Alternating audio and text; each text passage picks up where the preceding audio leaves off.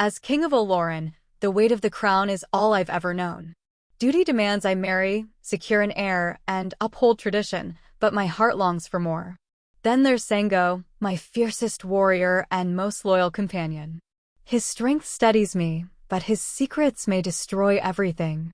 As betrayal and love collide, I must decide, follow my heart or sacrifice it for the kingdom I've sworn to protect.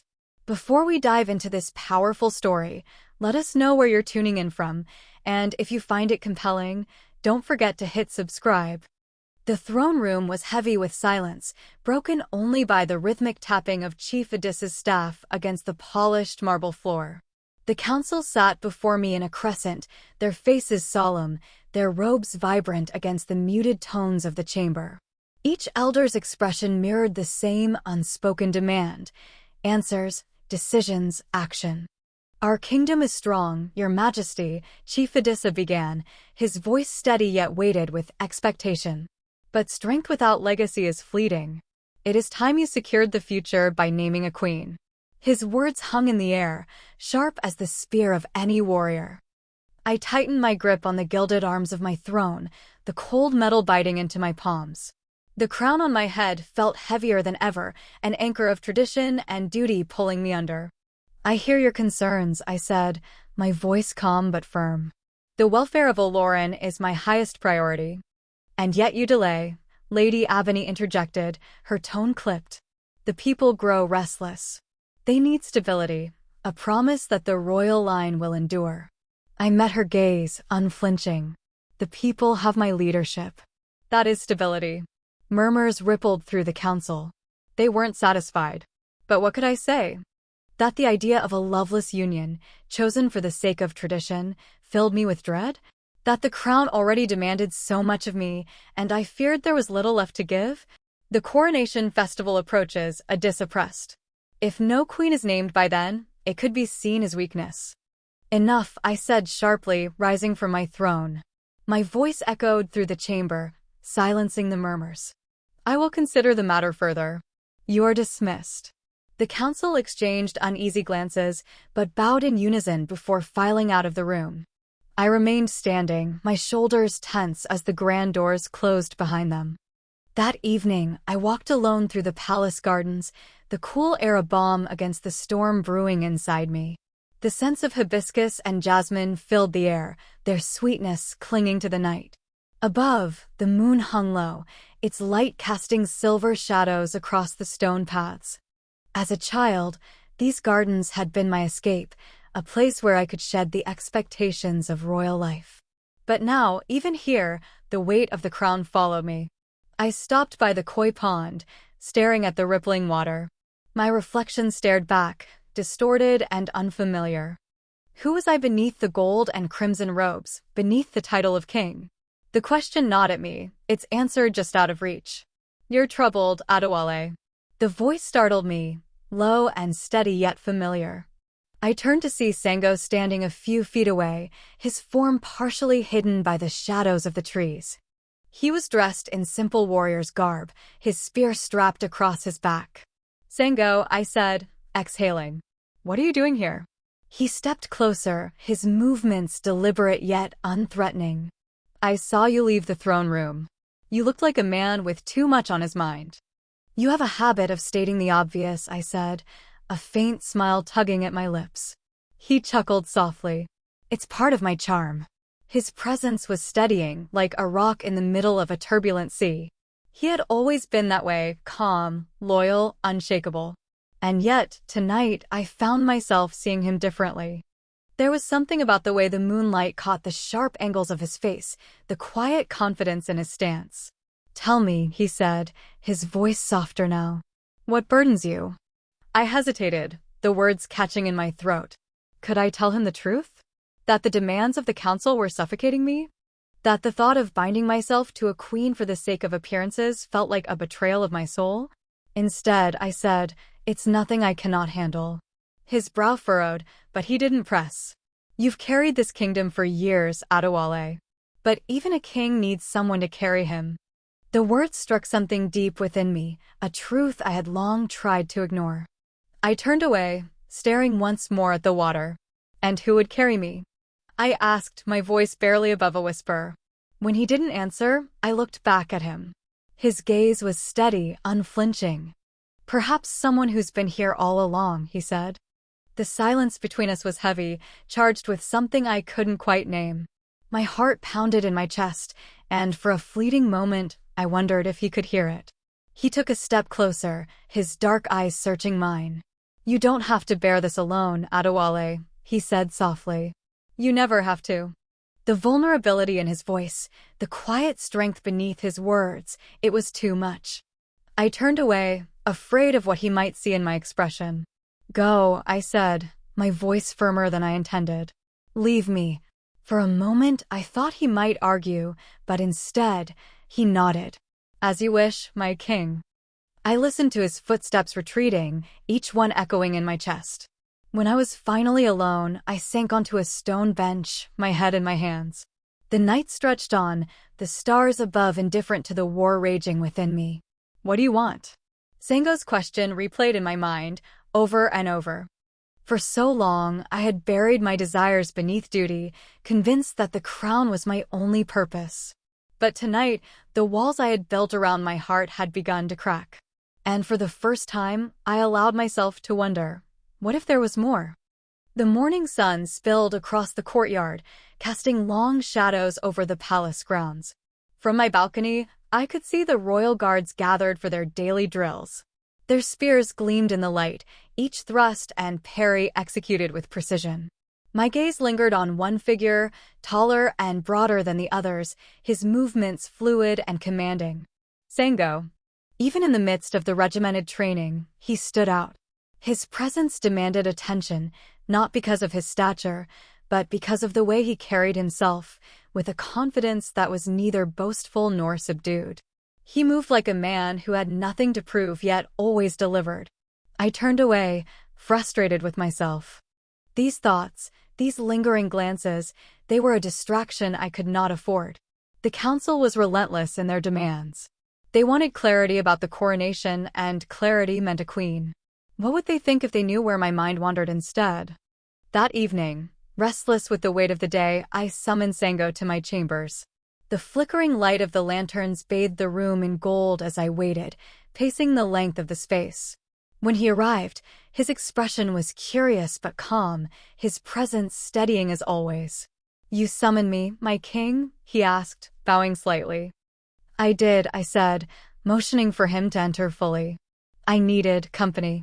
He raised an eyebrow, a faint flicker of amusement in his gaze. Company?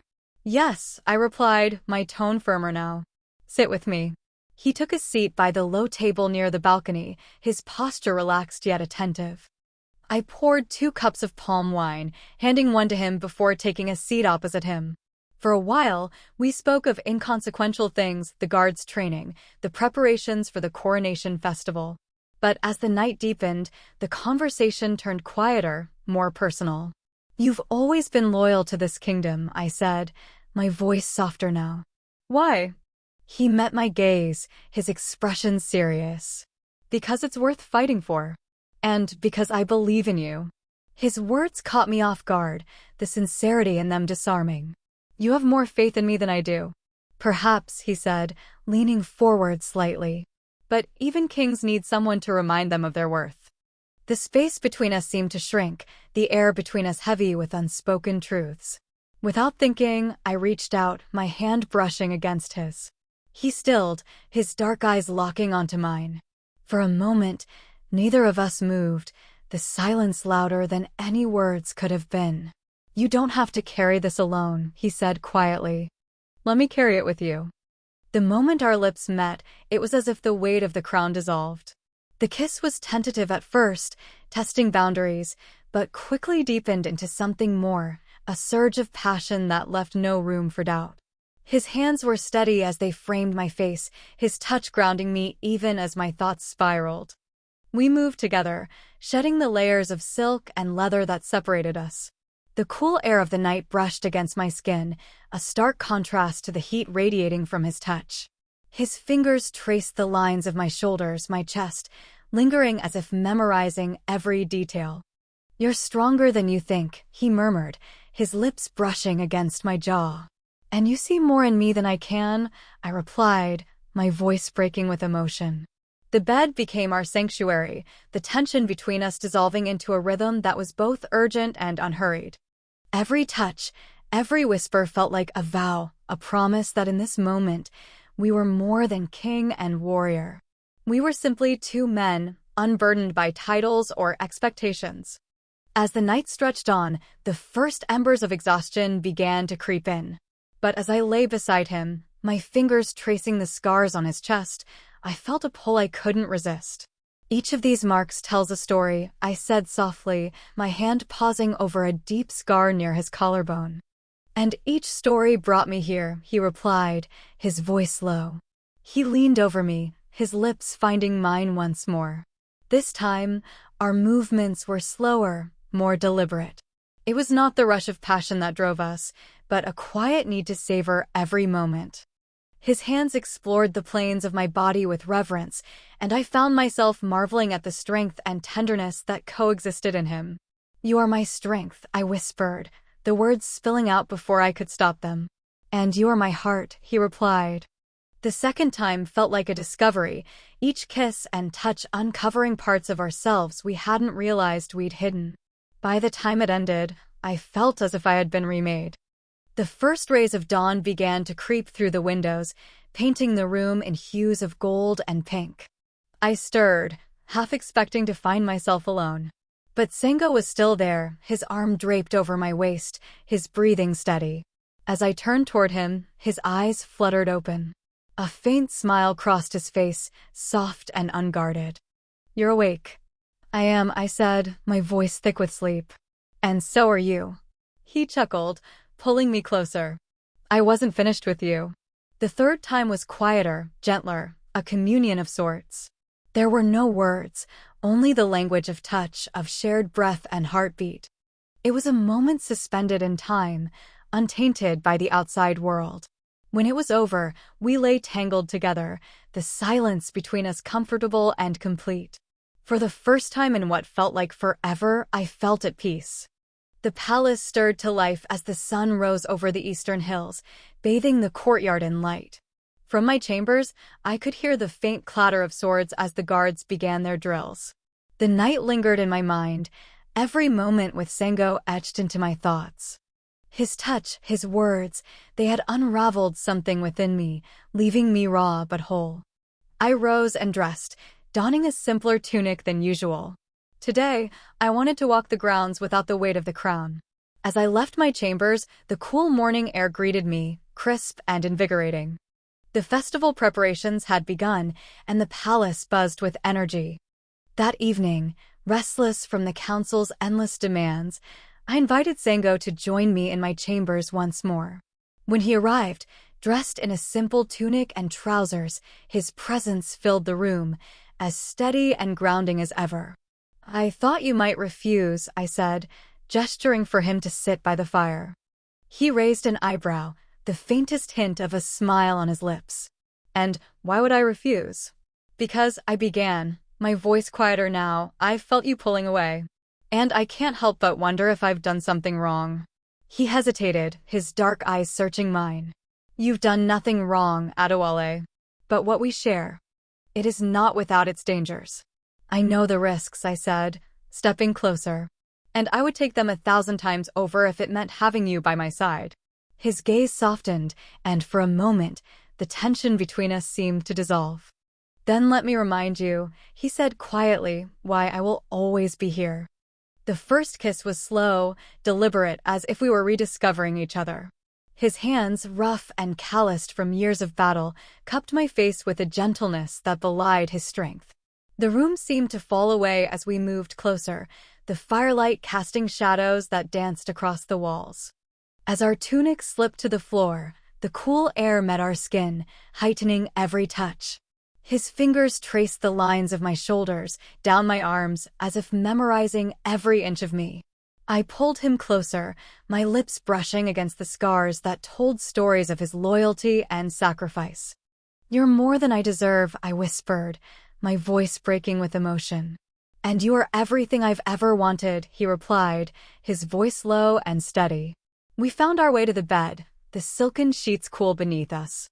The rhythm we set was unhurried, a dance of passion and reverence. Every kiss, every touch, was a vow, a promise spoken without words. The first embers of exhaustion had barely begun to settle when he pulled me back into his arms. His grin was playful, his eyes alight with mischief. "I wasn't finished with you," he said, his voice teasing but warm.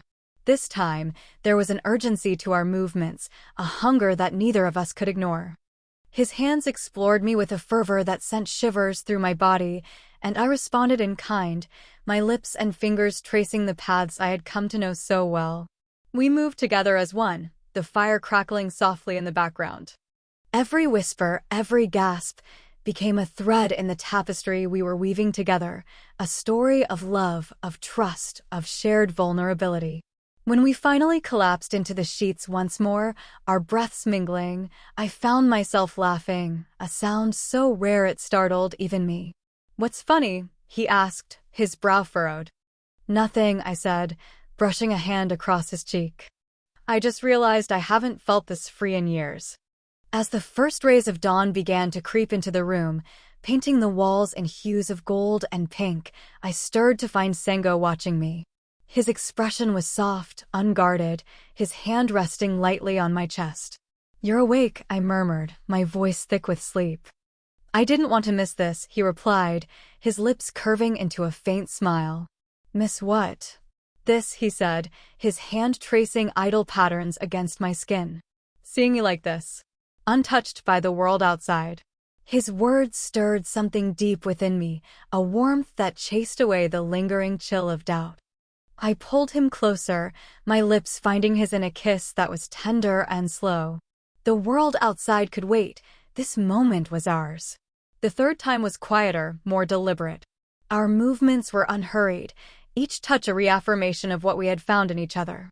The fire had long since died down, but the warmth between us remained, a steady, unyielding flame.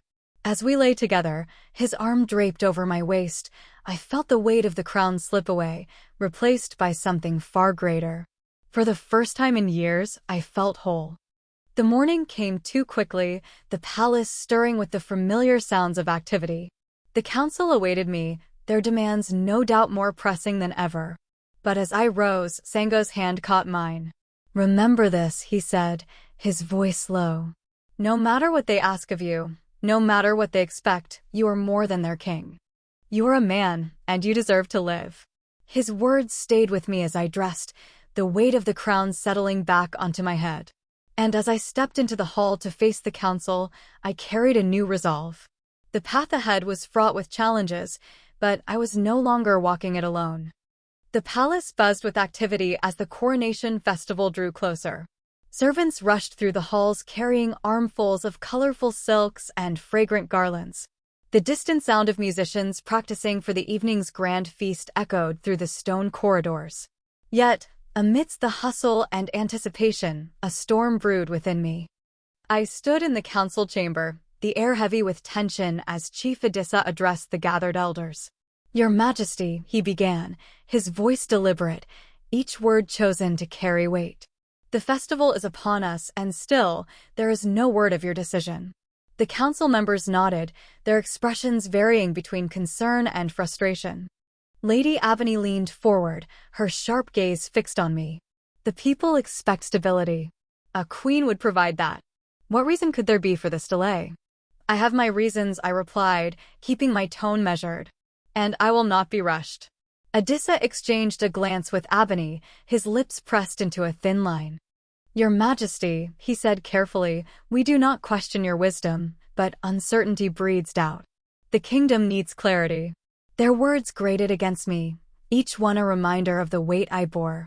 But even as I listened to their pleas, my thoughts strayed to Sango. His warning echoed in my mind. Kings cannot always have what they want. Was that what I was doing, wanting something I could not have? "I will give the people clarity," I said finally. "But only when the time is right." As the council dispersed, I lingered in the chamber, my mind clouded with the endless demands of leadership. I was about to leave when a faint sound caught my attention, 2 guards whispering near the entrance. "Have you heard?" one said. They say Sango has been meeting with outsiders. I froze, the words sending a chill down my spine. Outsiders, the second guard asked. What do you mean? They say he's been seen slipping out of the palace late at night, speaking with men who aren't from Olorun. Traitors, perhaps. Or worse. The second guard chuckled nervously. You'd better keep that to yourself. If the king hears. I'll handle it, I said, stepping out of the shadows. Both guards snapped to attention, their faces pale. My king, the first stammered, bowing deeply. Go back to your posts, I commanded, my voice cold. They scurried away, leaving me alone with their words. A knot tightened in my stomach. Sango? Meeting with outsiders? It was absurd, wasn't it? And yet, doubt had been planted, insidious and persistent. That evening, I sought Sango out, finding him in the armory. He stood by the wall of weapons, sharpening his spear with slow, deliberate movements. The room was dimly lit, the glow of the lanterns casting flickering shadows across his face. Sango, I said, my voice firmer than I intended. He looked up, his expression unreadable. Adewale. I stepped closer, my heart pounding. I've heard troubling things. His brow furrowed, though he remained calm. What things? Rumors, I said. That you've been meeting with outsiders. Slipping away at night. His jaw tightened, and for a moment, he didn't respond. When he finally spoke, his tone was measured. Do you believe these rumors? I don't want to, I admitted. But I need to hear the truth from you. He set the spear aside and turned to face me fully. I would never betray you, Adewale. Everything I've done has been for this kingdom. For you. Then why the secrecy? I pressed. Why the whispers in the shadows? Because not all battles are fought in the open, he said, his voice rising slightly. Some require silence. And trust. Trust. I said, my voice trembling with anger. How can I trust you when you keep secrets from me? I keep secrets because I must, he said, his tone softening. But never about my loyalty to you. The words hung in the air, heavy with tension. I wanted to believe him, to trust that the bond we shared was unbreakable. But the doubts planted by the guard's whispers lingered, a shadow I couldn't shake. Do not give me a reason to doubt you, Sango, I said finally. Because if I lose my faith in you, I lose everything. That night, sleep eluded me. I lay in my chambers, staring at the ceiling as the flickering light of the lantern danced across the room. The palace was quiet, save for the distant sounds of the night, the hum of cicadas, the rustle of leaves in the garden. Unable to bear the stillness, I rose and stepped onto the balcony. The cool air did little to calm my restless mind. Below, the palace grounds were cloaked in shadow, the guards patrolling the walls like specters. And then I saw him. Sango, moving through the courtyard with a stealth that sent a chill through me. He was alone, his steps deliberate as he made his way toward the outer gate. My heart raced as I watched him disappear into the darkness beyond the palace walls. I didn't think I acted. Pulling a cloak over my shoulders, I slipped out of my chambers and followed him, keeping to the shadows as I trailed his path. The night was quiet, the only sounds the rustle of leaves and the soft crunch of gravel underfoot. Sango led me to the edge of the forest, where the trees loomed like sentinels. There, in a small clearing, I saw him speaking with a man I didn't recognize. The stranger was cloaked, his face obscured by the hood. They spoke in hushed tones, their conversation too faint for me to hear. And then I saw it, a sealed parchment exchanged between them. My breath caught, the sight sending a surge of anger and betrayal through me. Sango, I called, stepping into the clearing. He turned sharply, his eyes widening with surprise. The stranger quickly disappeared into the shadows, leaving us alone. Adewale, Sango began, his tone steady despite the tension in the air. What are you doing here? I might ask you the same, I said, my voice trembling with fury. Who was that? And what business do you have with him? It's not what it seems, he said, his voice calm but guarded. Then explain it to me. I demanded. Tell me the truth, Sango. Or is this what I feared all along? He hesitated, his silence cutting deeper than any blade. I cannot, he said finally, his voice barely above a whisper. Then you leave me no choice, I said, my voice breaking. You were the one I trusted most. And now? Now I don't know what to believe. The grand hall of the palace was alive with sound and color. Rows of nobles filled the vast space, their robes a sea of gold, crimson, and emerald. The air buzzed with anticipation as musicians played a jubilant tune, the melody reverberating off the marble walls. Overhead, chandeliers glimmered, their candles casting a warm glow that danced across the room. This was meant to be a night of celebration, a moment for the kingdom to revel in its prosperity and honor its traditions. But as I stood at the center of it all, my crown feeling heavier than ever, I knew it was anything but. The council stood to my left, their faces unreadable masks of expectation. To my right, the royal guard lined the walls, their polished armor glinting in the light. Among them was Sango. He stood tall and stoic, his expression betraying nothing of the events of the previous night.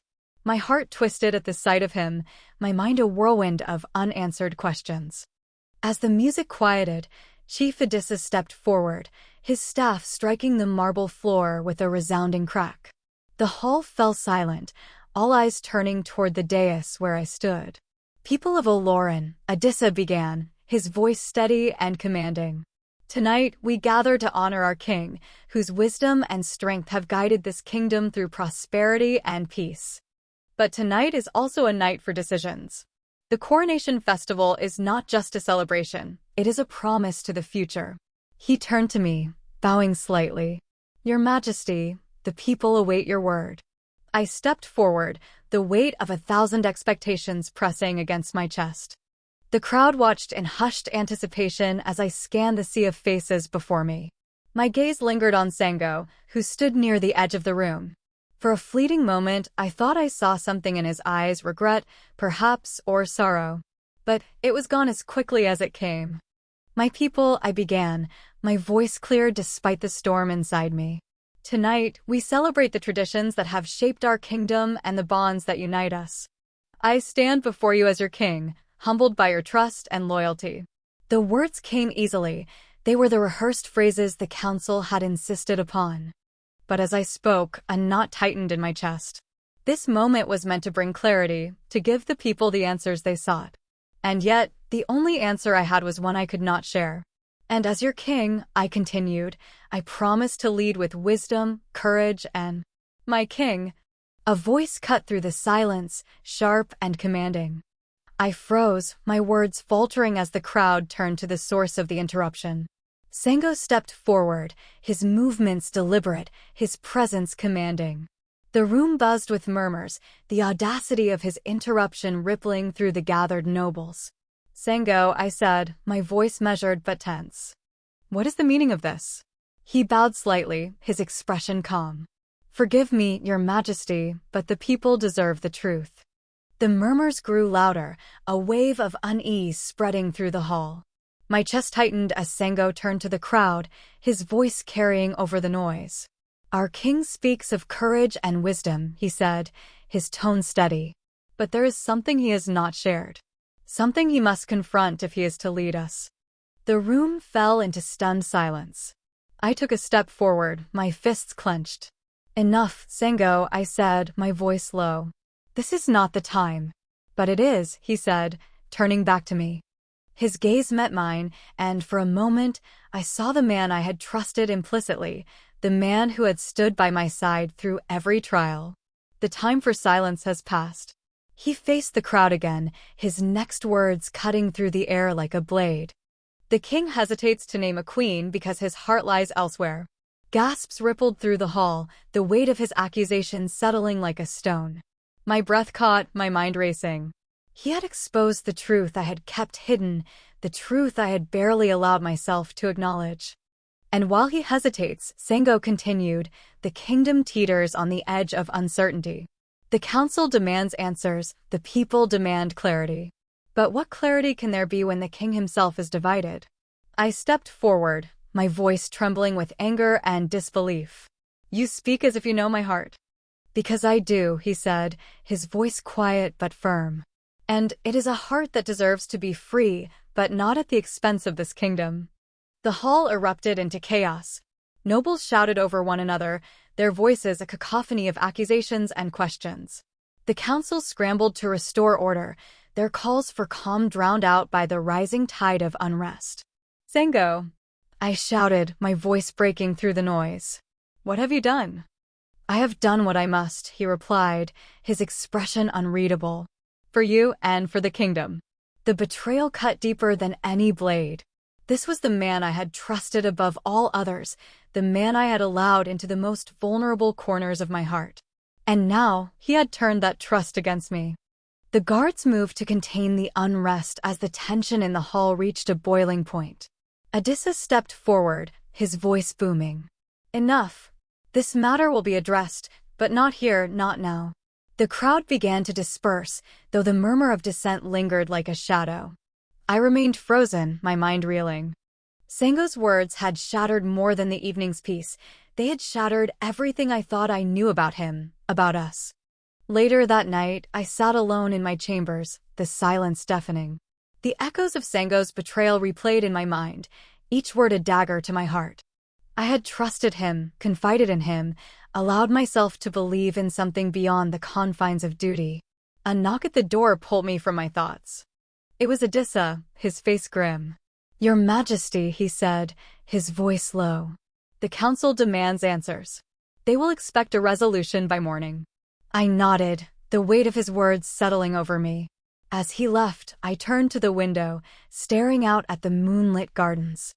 The bond one had shared with Sango had been my sanctuary, a refuge from the relentless demands of the crown.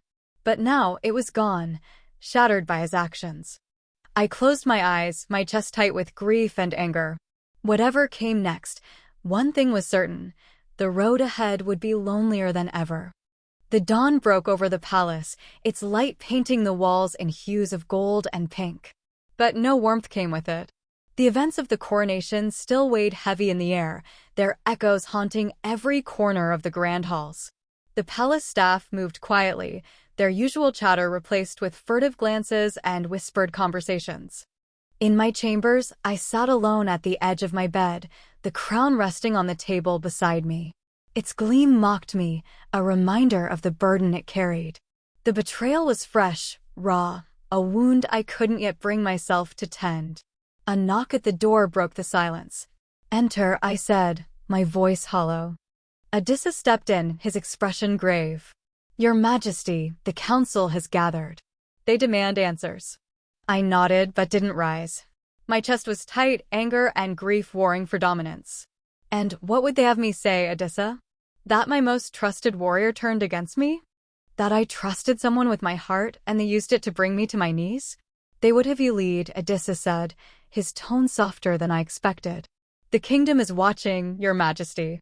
They need to see strength, even now." Strength.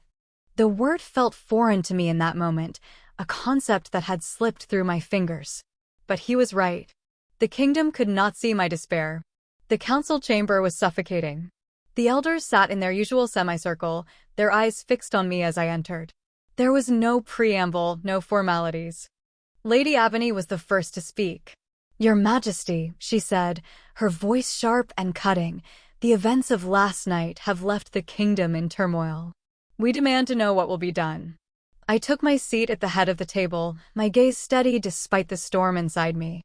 "What will be done," I began, "is that we will restore order. The coronation festival was marred, but the strength of Olorun is greater than any single moment." "And Sango?" Odysseus asked, his brow furrowed. "What of him?" The question hung in the air, heavy and unavoidable. My hands tightened into fists beneath the table. "He will answer for his actions," I said, my voice cold. "But his fate will not be decided in haste." Lady Avony leaned forward. "Forgive me, Your Majesty, but this cannot be seen as hesitation. The people must know that betrayal will not be tolerated, no matter who the traitor is." Her words stung, but I held my composure. "And they will know. But this is a matter that requires careful judgment, not rash decisions." The room fell silent, the tension palpable. They were not satisfied, but they could not openly defy me. Later that evening, I summoned Sango to the throne room. The guards brought him in, his wrists bound, his posture still proud despite the shackles. The sight of him sent a surge of conflicting emotions through me: anger, pain, and something far more dangerous: longing. "Sango," I said, my voice echoing in the vast chamber. "Do you know what you've done?" He met my gaze, his expression calm but unreadable. "I did what I thought was right." "Right," I said, my voice rising. "You exposed my heart to the entire kingdom. You undermined my rule in front of the people." "And for what?" "For you," he said simply. "And for the kingdom." The audacity of his words made my blood boil. "Do not dare speak of loyalty to me, Sango. Not after this." "I never betrayed you," he said, his voice firm but low. "Not in the way you think. I have always fought for you, Adewale. But I saw you hesitating, torn between what you wanted and what the kingdom needed. I acted because I knew you would not. And what do you think the kingdom needs?" I asked, my voice shaking. "A king who is decisive. A king who understands that his heart must come second to the crown." His words struck a chord, painful and undeniable. I turned away, my hands gripping the edge of the throne. "You speak as if you know what it means to rule." "I know what it means to serve," he said. "And I know that the burden of the crown is heavier than you let yourself admit." For a long moment, the only sound was the distant crackle of the torches lining the walls. When I finally turned back to him, my anger had softened, replaced by a deep and aching sorrow. "You were the one person I trusted," I said quietly. "The one person who saw me, not the crown. And now I don't know if that was ever real." "It was real," he said, his voice breaking for the first time. "It still is." The council gathered again the next day, their expressions tense as I entered the chamber. They had expected a swift decision regarding Sango, but I had given them none. Now, they watched me closely, searching for weakness. "I have reached my decision," I said, my voice steady. "Sango will not be executed." Murmurs rippled through the room, shock and disapproval written across their faces. "Instead," I continued, "he will be banished from Olorun, effective immediately. He will leave this palace tonight and will never return." Lady Ebony rose, her tone sharp. "Your Majesty, this leniency could be seen as—" "It is not leniency," I interrupted. "It is justice." Sango's actions were misguided, but his loyalty to this kingdom is undeniable. Death is not the answer. The room fell silent, my words carrying the weight of finality. The council did not approve, but they could not challenge my authority. As night fell, I stood in the courtyard, watching as Sango was led to the gates. His belongings were few, packed into a small satchel slung over his shoulder. The guards stood at a respectful distance, giving us a moment of privacy. "You could have fought harder," I said quietly as he approached. "And you could have trusted me more," he replied. The words stung, but I nodded. "Perhaps we both failed." "Perhaps," he said, his voice softer now. "But know this, Adewale, I will always be loyal to you, even from afar." I didn't respond, the lump in my throat making it impossible. Instead, I watched as he turned and walked through the gates, disappearing into the night. And with him went the last vestige of the man I had once been. The days following Sango's banishment were a blur of duty and silence. The coronation festival had ended in muted celebration, the joy of the kingdom dampened by whispers of betrayal and the absence of a once revered warrior. The council had declared the matter resolved, but within me, there was no resolution, only the aching hollow left by his departure. The throne room was as it always was, filled with the steady hum of court life. Petitions from nobles and emissaries poured in, each one vying for my attention. Today, it was a trade dispute, tomorrow a border disagreement. The endless cycle of governance continued, its weight heavier than before. Adissa approached after the morning proceedings, his expression measured. "The council commends your decisiveness, Your Majesty. The people see strength in your actions." "Do they?" I replied, my tone neutral. He hesitated before nodding. "They do. And they trust that you will continue to lead them wisely." His words were meant to reassure, but they only deepened the ache within me. The people saw a king who had restored order, but I felt like a man who had lost a piece of himself. That evening, I found myself wandering the palace gardens. The air was cool, the scent of hibiscus and jasmine heavy in the breeze. This had been our place, mine and Sango's, a sanctuary away from the weight of the crown. Now, it felt different. The silence here was no longer soothing, it was haunting. I stopped by the koi pond, staring at the rippling water. My reflection stared back, distorted and unfamiliar. "What would you say now, Sango?" I murmured to the empty air. "Would you tell me I made the right choice? Or would you call me a coward?" The wind rustled the trees, but no answer came. Of course, it didn't. He was gone, and the questions I had would remain unanswered. A few days later, a messenger arrived bearing a letter with no seal. The parchment was worn, the writing hurried, but unmistakable. My hands trembled as I unrolled it. "I do not know if you will ever forgive me. I do not know if I deserve your forgiveness. But I need you to understand that everything I did was for you, for the man I know you can be, and the king I know you must be. I will never return to Olorun. That is the price I pay for my actions, and I accept it willingly. But I want you to know that my loyalty to you has never wavered, even now. You are my king, my anchor, and my heart. You still are. Lead them well, Adewale. Be the man I know you are. Yours always, Sango." I read the letter twice, then a third time, the words blurring as tears filled my eyes. Anger, sorrow, and longing surged through me, tangled in a knot I couldn't untie. He was gone, but his presence lingered, his words, his touch, the way he had challenged me to see beyond the crown. I folded the letter and placed it in the drawer of my desk. It was not forgiveness, but it was something. Perhaps it was enough. The council summoned me once more, this time to finalize the reforms we had begun months ago. Trade laws, tax structures, military strategies, they were matters that required my attention, my decisiveness. I listened carefully, weighing their suggestions, but when the time came to speak, I found my voice steadier than it had been in weeks.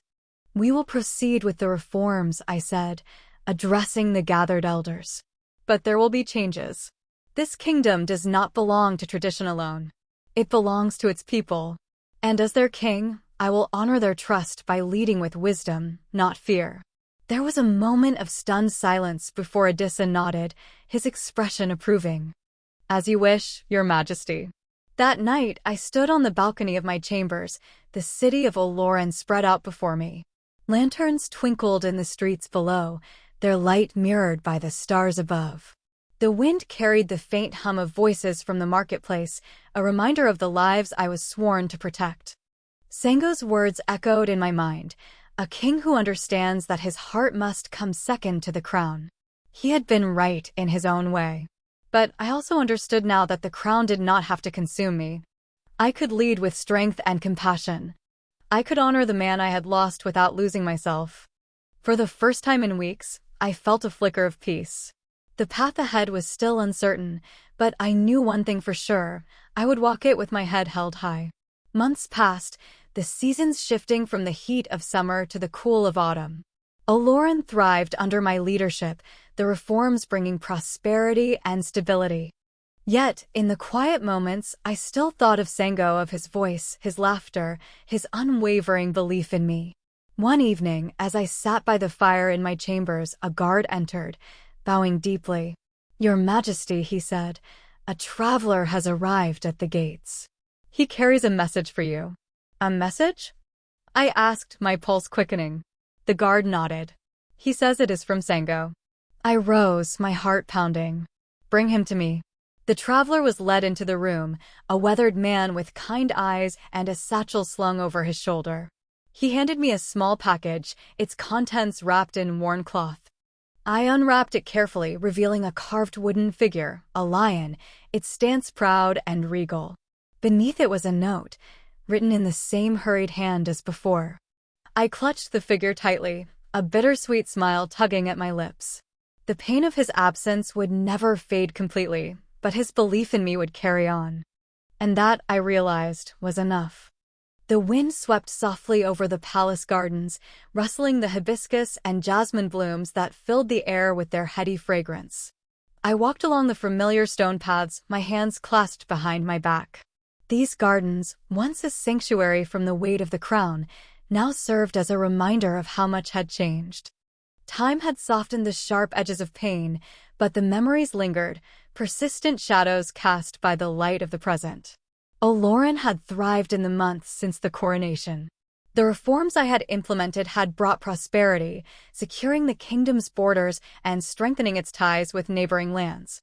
Trade flourished, and the people spoke with cautious optimism of a new era under my rule. But the cost of this stability was one I bore in silence. I had rebuilt the kingdom, but I was still rebuilding myself. Sango's absence remained an ache, a phantom limb I could neither ignore nor forget.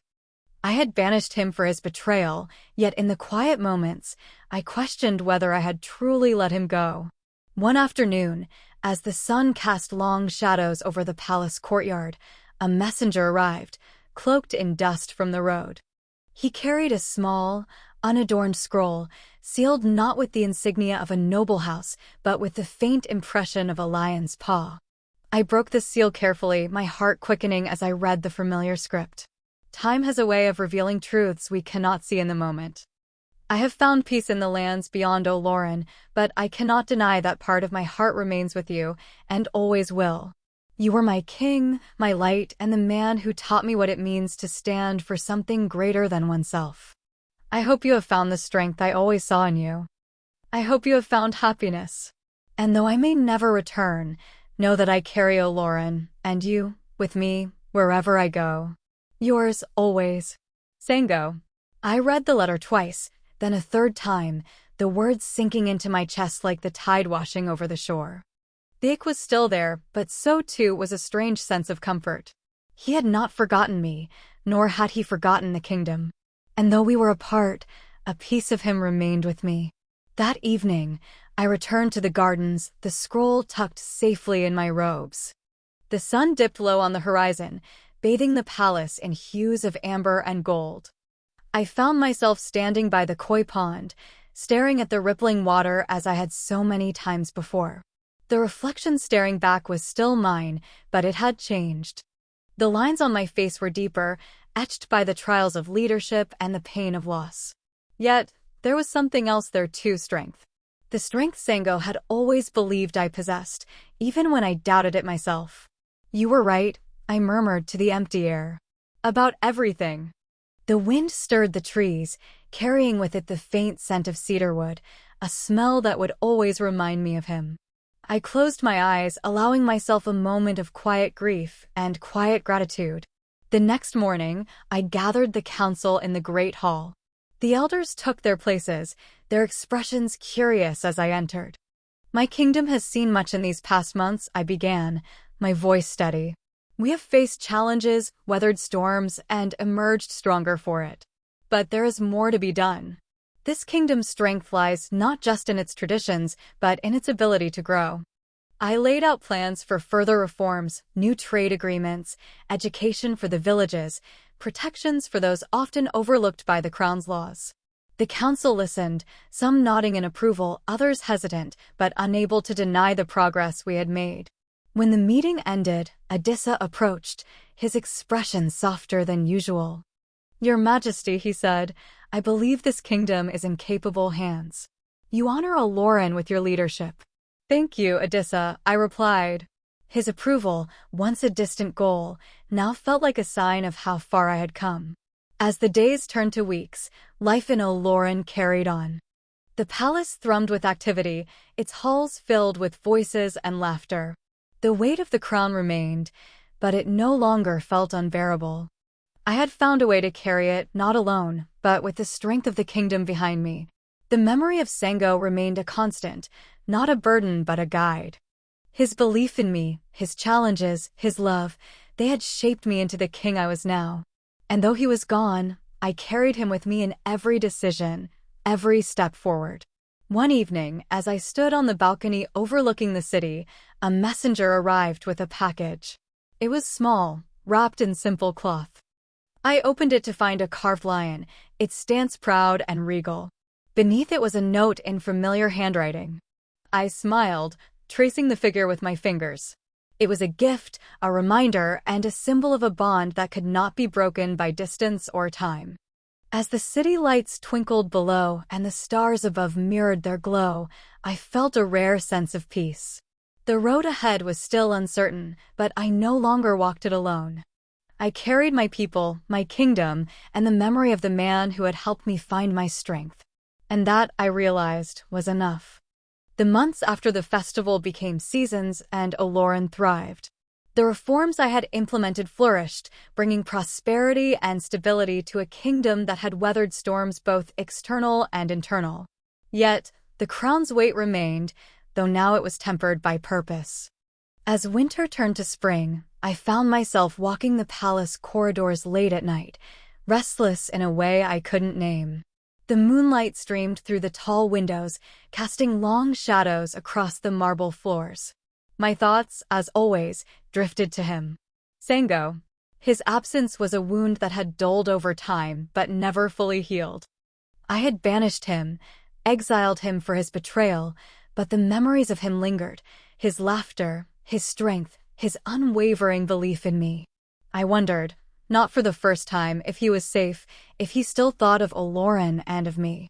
One evening, as I stood on the palace balcony overlooking the city, a messenger interrupted my solitude. The man was older, his face lined with the marks of long travels. He carried a small package wrapped in cloth and sealed with a wax imprint of a lion. "My king," the traveler said, bowing low. "I bring this for you. It is from one who asked me to deliver it personally." I took the package, my hands trembling slightly as I broke the seal. Inside was a familiar object, a carved lion, its stance proud and regal, its details etched with care. Beneath it was a letter, the parchment worn but the handwriting unmistakable. Time changes much, but not everything. I have wandered far from Olorun, seeking the clarity I could not find within its walls. And though I have found peace, I carry the memory of us with me, as I always will. You taught me what it means to believe, in a kingdom, in a purpose, in love. And while I cannot return, know that my loyalty to you has never faltered. You were my king, but you were also my heart. Be well, Adewale. Be the leader I know you are. Yours, always. Sango. The words blurred as I read them, my chest tightening with emotions I hadn't allowed myself to feel in months. Anger, sorrow, longing, all mingled together in a torrent that left me breathless. He was gone, but not forgotten. And though he could never return, he had left a piece of himself behind. The next morning, I gathered the council in the great hall. Their faces, familiar and expectant, turned to me as I entered. The weight of their gazes was one I had grown accustomed to, but today it felt lighter. "We stand at the dawn of a new era for Olorun," I began, my voice steady. "The kingdom has grown stronger, its people more prosperous. But we cannot stop here. Progress must continue." I laid out plans for further reforms, education for the villages, expanded trade routes, and a new system to ensure justice for all, not just the noble class. The council listened intently, their nods of approval a sign that they recognized the strength in my vision. When the meeting ended, Adisa approached, his expression thoughtful. "Your Majesty," he said, "you have exceeded all expectations. The kingdom is thriving under your leadership." "Thank you, Adisa," I replied, a faint smile tugging at my lips.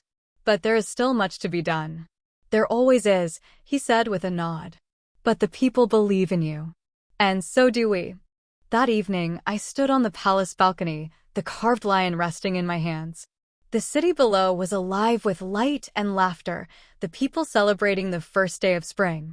Their joy, their resilience, it was what I had fought for, what Sango had fought for. His actions had been misguided, but his heart had always been with the kingdom. And with me. As the stars began to emerge, I placed the lion on the mantle above the hearth. It was more than a gift, it was a reminder. Of love, of sacrifice, of the lessons we had taught each other. I closed my eyes, letting the night air fill my lungs. The path ahead was still uncertain, but I no longer feared it. I had found my strength not in defiance of the crown, but because of it. And though Sango was gone, his belief in me remained, a constant source of courage. The next morning, a second messenger arrived. This time, the letter was not sealed, and its contents were brief. A merchant on the outskirts of the kingdom claimed to have encountered a warrior who spoke of Olorun with reverence. He had carried no flag, no insignia, but his words had been filled with loyalty and pride. The message stirred something within me, a flicker of hope I hadn't allowed myself to feel. Perhaps Sango was still out there, watching from afar, ensuring the kingdom he loved remained strong. As the messenger departed, I looked out at the horizon, the sun rising over the hills. The future stretched before me, vast and unknowable. But I felt ready to face it, armed with the lessons of the past and the belief that no distance could sever the bonds we had forged.